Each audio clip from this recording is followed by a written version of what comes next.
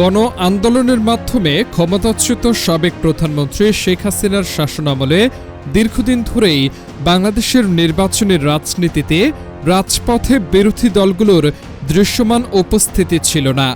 কখনো নির্বাচন বর্জন, আবার কখনো শীর্ষ নেতাদের গণগ্রেফতারের মাধ্যমে বিরোধী রাজনীতি কার্যত কোণঠাসা হয়ে পড়েছিল। তবে আসন্ন জাতীয় নির্বাচনের আগে সেই চিত্র বদলে গেছে। আগামী বৃহস্পতিবারের ভোটকে ঘিরে দেশের রাজনৈতিক দৃশ্যপট এখন সম্পূর্ণ ভিন্ন। গণ আন্দোলনের সময় সহিংস দমন-পীড়নের অভিযোগে শেখ হাসিনার দল আওয়ামী লীগের রাজনৈতিক কার্যক্রম বর্তমানে নিষিদ্ধ রয়েছে। 2024 সালের গণ-অভ্যুত্থানের মাধ্যমে তার সরকারের পতনে গুরুত্বপূর্ণ ভূমিকা রাখা তরুণদের অনেকেই বলছেন 2008 সালের পর এটি বাংলাদেশের প্রথম সত্যিকারের প্রতিযোগিতামূলক জাতীয় নির্বাচন। 2008 সাল থেকে শেখ হাসিনা টানা প্রায় 15 বছর ক্ষমতায় ছিলেন। এই নির্বাচনে বাংলাদেশ জাতীয়তাবাদী দল বিএনপি জয়ের সবচেয়ে বড় দাবিদার হিসেবে বিবেচিত হচ্ছে।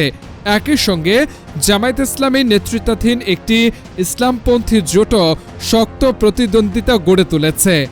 এছাড়া 30 বছরের নিচে জেনজি তরুণদের নেতৃত্বে গড়ে ওঠা একটি নতুন রাজনৈতিক দলও নির্বাচনে অংশ নিচ্ছে। রাজপথে শেখ হাসিনা বিরোধী আন্দোলনে সক্রিয় থাকলেও শক্ত নির্বাচনী ভিত্তি গড়ে তুলতে না পারায় দলটি শেষ পর্যন্ত জামায়াতের সঙ্গে জোটবদ্ধ হয়েছে। বিএনপির ভারপ্রাপ্ত চেয়ারম্যান তারেক রহমান রয়টার্সকে দেওয়া এক বক্তব্যে জানান, তার দল সংসদের 300 আসনের মধ্যে 292টিতে প্রার্থী দিয়েছে। তিনি দাবি করেন, সরকার গঠনের জন্য প্রয়োজনীয় সংখ্যাগরিষ্ঠ আসন পাওয়ার বিষয়ে বিএনপি আত্মবিশ্বাসী। বিশ্লেষকদের মতে 12 ফেব্রুয়ারির ভোটে যদি পরিষ্কার ও নির্ধারক ফলাফল আসে তবে তা 17.5 কোটি মানুষের এই দেশে রাজনৈতিক স্থিতিশীলতা ফেরাতে গুরুত্বপূর্ণ ভূমিকা রাখবে। শেখ হাসিনার পতনের পর কয়েক মাস ধরে দেশে অস্থিরতা বিরাজ করছে। এর প্রভাব পড়েছে তৈরি পোশাক খাত সহ বিভিন্ন শিল্প খাতে। উল্লেখ্য, তৈরি পোশাক রপ্তানিতে বাংলাদেশ বিশ্বের দ্বিতীয় বৃহত্তম দেশ। পাশাপাশি এই নির্বাচনের ফলাফল দক্ষিণ এশিয়ায় চীন ও ভারতের ভূমিকাকেও প্রভাবিত করতে পারে বলে মনে করছেন পর্যবেক্ষকরা। ঢাকার সেন্টার ফর গভর্নেন্স স্টাডিজের নির্বাহী পরিচালক পারভেজ করিম আব্বাসি বলেন, জনমত জরিপে বিএনপি এগিয়ে আছে বলে প্রতীয়মান হচ্ছে।